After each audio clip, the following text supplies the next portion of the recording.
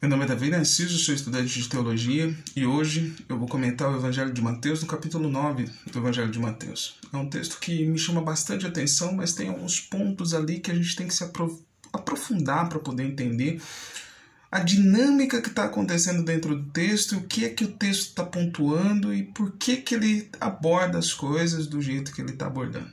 Mas vamos lá. O capítulo 9 do Evangelho de Mateus tem um ponto que chama bastante atenção, que é a questão do chamado de Mateus, né? Então, Jesus Cristo vai lá, encontra um cobrador de impostos, né? Ele está especificamente na coletoria de imposto e Jesus Cristo o chama para poder segui-lo, né?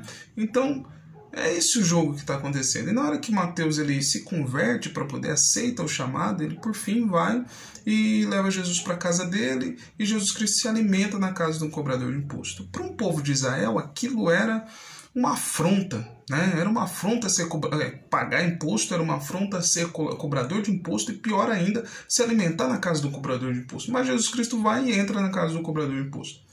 Até aí, tudo bem, né? Jesus Cristo entrar na casa do cobrador de imposto não chama tanto atenção assim, né? Mas o que acontece? Quando a gente olha o que é a cobrança do imposto dentro da antiguidade, a gente percebe que é diferente da cobrança de imposto que é aqui, né?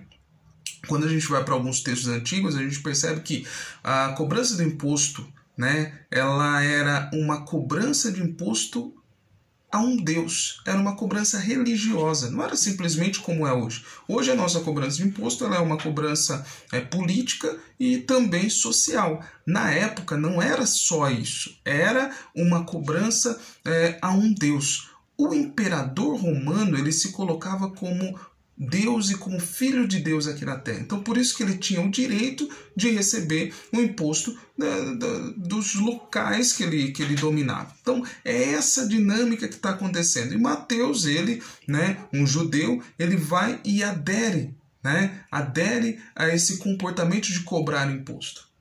Até aí, né, a gente entende que é uma afronta, né? A terra de Israel era uma terra que tinha sido recebida por herança, então Deus por herança entrega a terra para Abraão e Abraão vai entregando aos seus filhos e por fim todos eles receberam essa terra como herança de Deus entregue a Abraão e a todos eles. Então é essa dinâmica que está acontecendo. A gente já começa a entender um pouco do conflito que está acontecendo. Porém, para a gente entender o real significado que está sendo trabalhado ali dentro, a gente tem que ir para a literatura lucana.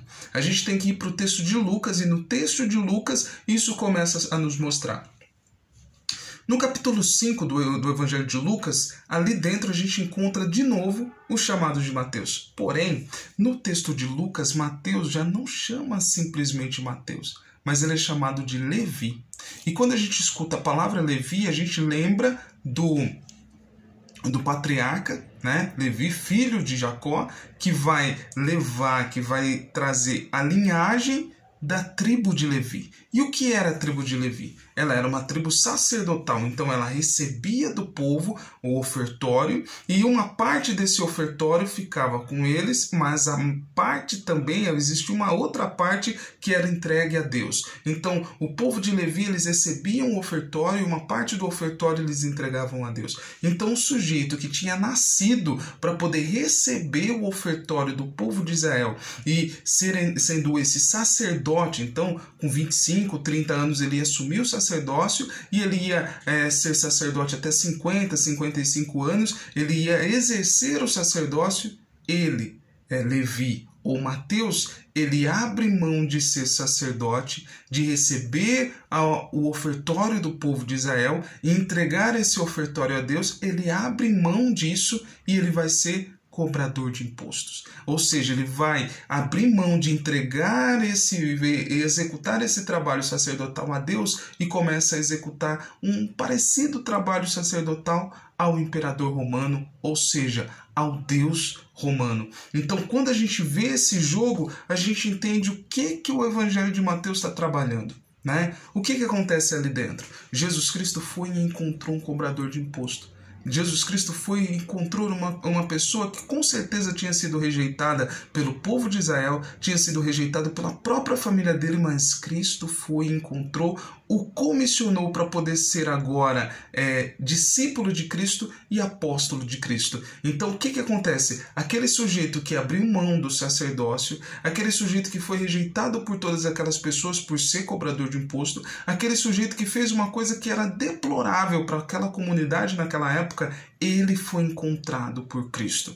E Jesus Cristo vai e ainda o comissiona para ser um enviado, ou seja, um apóstolo de Cristo aqui na terra, e também montar a comunidade de Mateus e escrever o texto que a gente está meditando durante esses 14 dias. Então é isso que a gente entende. E mais, o que esse texto está falando com nós hoje? O que esse texto está nos apontando?